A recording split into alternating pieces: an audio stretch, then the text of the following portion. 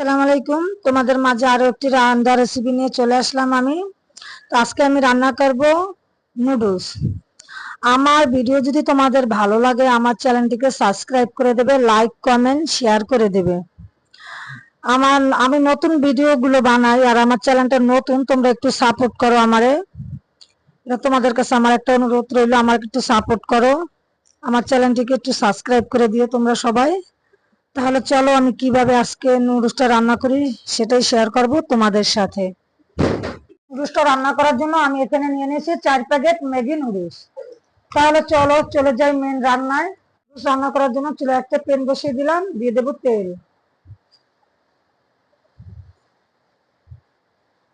এখন আমি দিয়ে দেবো এর ভিতরে পেঁয়াজ কুচি।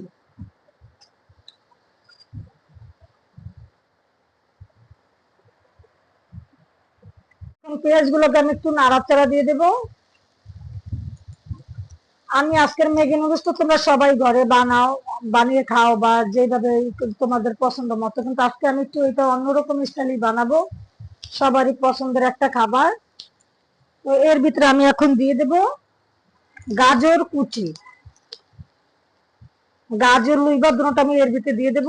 এগুলোকে আমি সিদ্ধ করে নিইনি, এর কারণে আমি এগুলো পেঁয়াজের সাথে দিয়ে দেব। আমি দিয়ে দেব স্বাদ মতো লবণ। এখন আমি এগুলোকে একটু নাড়াচাড়া করে নিব, নিয়ে 1 মিনিটের মতো রান্না করে নেব। এখন আমি এর ভিতরে দিয়ে দেব মটরশুঁটি, কারণ এগুলো একসাথে দিয়ে দিলে হয়তো কি তোমার যে গাজরটা এগুলো সাথে থাকে। এখন আমি দিয়ে দেব টমেটোর কুচি। এগুলো সব একসাথে দিয়ে দেওয়া যাবে না, কারণ কিছু সবজি আগে সিদ্ধ হয়, কিছুটা পরে সিদ্ধ হয়, এর জন্য টাইম করে দিতে হবে। এখন আমি এগুলোকে একটু নাড়াচাড়া দিয়ে এর ভিতরে দিয়ে দেব ম্যাগি মশলা। আমি 2টা মশলা এখন ব্যবহার করবো, আর 2টা মশলা আর একটু পরে ব্যবহার করবো, সেটা দেখতেই পারবে।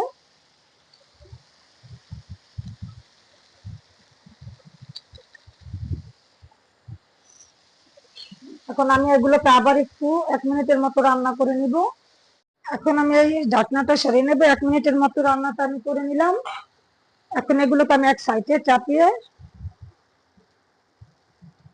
এখন আমি এর ভিতরে দিয়ে দেবো ডিম ভেঙে। আমি রান্নাটা তোমাদের সাথে একটু অন্যরকম ভাবে শেয়ার করতেছি। এইভাবে নুডলসটা রান্না করলে কিন্তু অনেক মজা হয়। ডিম এক সাইড করে দিয়ে দিলাম। এখন এগুলোকে আমি একটু জোড়া জোড়া করে নেবো আর কি। আর আজকে নুডলসটা আমি সিদ্ধ করেও রান্নাটা করব না। দেখো আমি কিভাবে রান্নাটা করি, ভিন্ন রকম স্টাইলে করবো। তোমরা তো অনেকেই ম্যাগি সবার যেহেতু পছন্দ, সবাই ঘরে রান্না করে খাও। এটা একটু আমি অন্যরকম স্টাইলে তোমাদের সাথে শেয়ার করলাম রেসিপিটা। তখন এরকম করে আমি একটু নাড়াচাড়া করে নিয়ে এখন আমি নুডলস গুলো দিয়ে দেবো। তোমাদের যেহেতু বলছি যে আমি একটু অন্যরকম স্টাইলে রান্না করব, এটা আমি নুডলসটা সিদ্ধ করব না। পুরো ভিডিওটা দেখতে থাকো, নাহলে বুঝতে পারবে না। মানে যে আগের 2 প্যাকেট মশলা ছিল আমি সেগুলো দিয়ে দেব।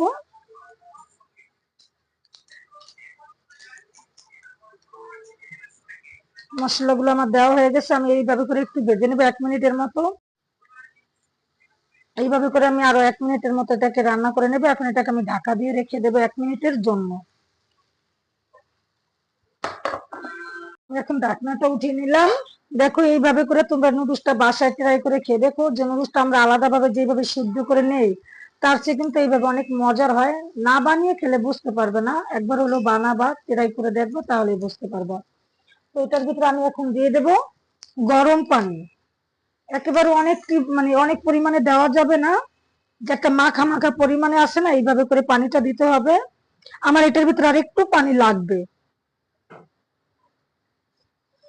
আমি এই পরিমাণ দিছি, এটার কোনো মাপ নাই। তোমরা মানে নুডলসটা যেন একবারে পানিটা ভর্তি করে দিবে না, একটা মাখা মাখা যে পানির পরিমাণটা এইভাবে দিয়ে 3 মিনিটের মতো ঢাকা দিয়ে রাখবা। দেখবা যে আমরা যে সিদ্ধ করে নুডলসটা রান্না করি ঠিক এই লুকটা চলে আসবে। তো ফিরছি 3 মিনিট পরে। 3 মিনিট পর আমি ঢাকনাটা তুলে নেব। দেখছো পানিগুলো শুকিয়ে একবারে নুডলসটা ঝুরঝুরে হয়ে গেছে না? তো আমরা যেভাবে সিদ্ধ করে রান্নাটা করি, আজকে সিদ্ধ ছাড়া রান্নাটা বেশি সুন্দর হয়েছে না? এটা আরো খেতে টেস্টি হয় বেশি। এই জন্য রেসিপিটা তোমাদের সাথে শেয়ার করলাম। এটা টেস্ট বাড়ানোর জন্য এর ভিতরে আমি দিয়ে দেবো ধনিয়া পাতা কুচি।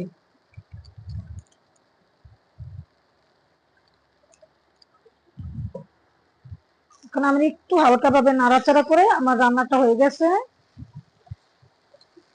একেবারে পারফেক্ট ঝুরঝুরে আছে না, দেখছো? কোনো জায়গায় কোনো একটু নরম বা কোনো দেখা যায়। এইভাবে নুডলসটা রান্না করলে নুডলসটা খেতে অনেক টেস্টি হয়। সেজন্য রেসিপিটি তোমাদের সাথে শেয়ার করলাম।